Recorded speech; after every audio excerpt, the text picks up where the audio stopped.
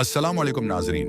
कायनात का सबसे खूबसूरत रिश्ता जो दो अजनबियों को एक दूसरे का लिबास बना देता है वो निकाह है। अल्लाह पाक ने उसे अपनी निशानियों में से एक करार दिया है।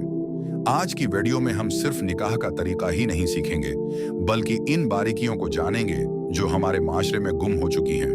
अगर आप अपनी जिंदगी के इस अहम सफर का आगाज संत के मुताबिक करना चाहते हैं तो ये वीडियो आपके लिए है।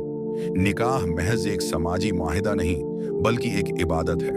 अल्लाह के रसूल सल्लल्लाहु अलैहि वसल्लम ने फरमाया कि निकाह मेरी सन्नत है और जिसने मेरी सन्नत से एराज किया उसका मुझसे कोई ताल्लुक नहीं। निकाह के बुनियादी मकासद में इफ़त व इस्मत की हिफाजत, गुनाह से बचना और सुकून क़ल्ब हासिल करना शामिल है। जैसा कि कुरान में जिक्र है कि अल्लाह ने तुम्हारे लिए तुम्हारी ही जिन्स से जोड़े बनाए ताकि तुम उनसे सुकून हासिल करो। उसके साथ साथ साले औलाद के जरिए नस्ल इंसानी की बका भी निकाह का एक अहम मकसद है। इस्लाम में निकाह के लिए चंद बुनियादी शराइत और अरकान हैं जिनके बगैर ये रिश्ता मुकम्मल नहीं होता। सबसे पहली चीज ईजाब व कबूल है, यानी एक फरीक की तरफ से पेशकश और दूसरे की तरफ से उसकी वाज़ेह मंजूरी। उसके साथ कम से कम दो मुसलमान आकिल और बालग मर्द गवाहों की मौजूदगी लाजमी है। निकाह में हक मेहर की अहमियत बुनियादी है। ये वो रकम या तहफा है जो शौहर अपनी बीवी को देता है और ये औरत का शरई हक है। उसे महज एक रस्म या कीमत नहीं समझना चाहिए। उसके अलावा लड़की के वली या सरपरस्त की रजामंदी और मौजूदगी भी निकाह की सेहत के लिए ज़रूरी है। निकाह का मसनून तरीका ये है कि सबसे पहले खतबा निकाह पढ़ा जाए जिसमें अल्लाह की हम्द व सना, दरूद शरीफ और तक़वी की तलकीन वाली कुरानी आयात तलावत की जाती है। ये खतबा इस रिश्ते की रूहानी बुनियाद रखता है। उसके बाद ईजाब व कबूल का अमल होता है जहां निकाह खवा लड़के से उसकी रजामंदी पूछता है और लड़का कबूल किया के अल्फाज अदा करता है। यही अमल लड़की की मर्जी के मुताबिक दोहराया जाता है। अगरचा लड़की की खामोशी को भी इजाजत समझा जाता है लेकिन जबान से वाज़ेह इकरार संत के ज्यादा करीब है।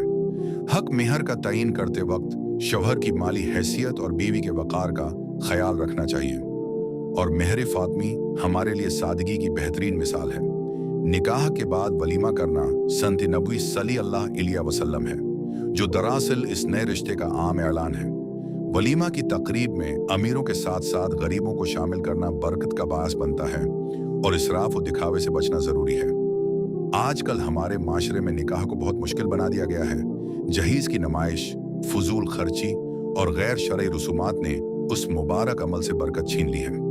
इस्लाह का तकाजा ये है कि निकाह मस्जिद में किया जाए, सादगी अख्तियार की जाए और ऐसी तमाम रसूमात से परहेज किया जाए जिनका इस्लाम से ताल्लुक नहीं है। नाजरीन, निकाह जिंदगी भर का साथ है।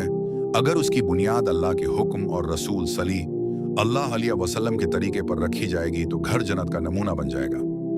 अल्लाह पाक तमाम बनने वाले जोड़ों को खुश व खर्म रखे और हमें सनत पर अमल की तौफीक दे। ए अल्लाह, हमारे निकाहों में बरकत अता फरमा और हमें एक दूसरे के लिए आंखों की ठंडक बना। आमीन। अगर आपको ये मालूमात पसंद आई हों तो वीडियो को लाइक करें और अपने दोस्तों के साथ शेयर करें। मजीद ऐसी वीडियोस के लिए सब्सक्राइब करना न भूलें। अल्लाह हाफिज।